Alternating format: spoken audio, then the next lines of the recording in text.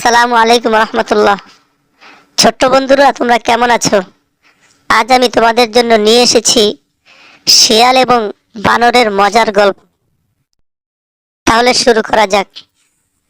একদিন এক শিয়াল ঘুরতে ঘুরতে নদীর পাড়ে গেল।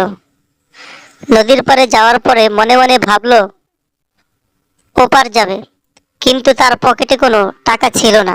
মাছিকে বলল, বানর ভাই, আমাকে নদীটা পার করে দিবেন? বানর ভাই বলল, তোমার পকেটে কোনো টাকা আছে? শিয়াল ভাই বলল, না, আমার পকেটে কোনো টাকা নেই। তখন বানর ভাই বলল যে, আমি টাকা ছাড়া কাউকে পার করি না। তখন শিয়াল ভাই বলল, আপনি আমাকে যদি পার করে দেন, তাহলে আগামীকাল আপনাকে এমন একটা জিনিস দিব যার দ্বারা আপনি সারা জীবন বসে খেতে পারবেন। তখন বানর ভাই বলল, আচ্ছা ঠিক আছে, নৌকায় চড়ো। শিয়াল ভাই নৌকায় চললো।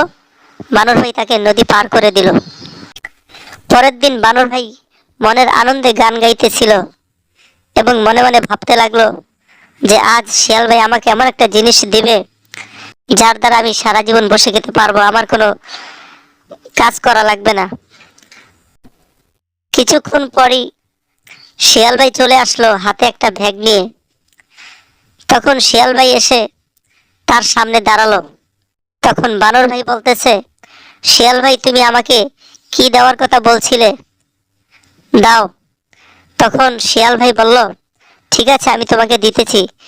এ বলে শিয়াল ভাই তার ব্যাগের মধ্যে হাত দিয়ে একটি ফিরি বের করে দিল এবং বলল, নাও, এটা দিয়ে তুমি সারা জীবন বসে খেতে পারবে। তখন বানর ভাই অবাক হয়ে তাকিয়ে রইল।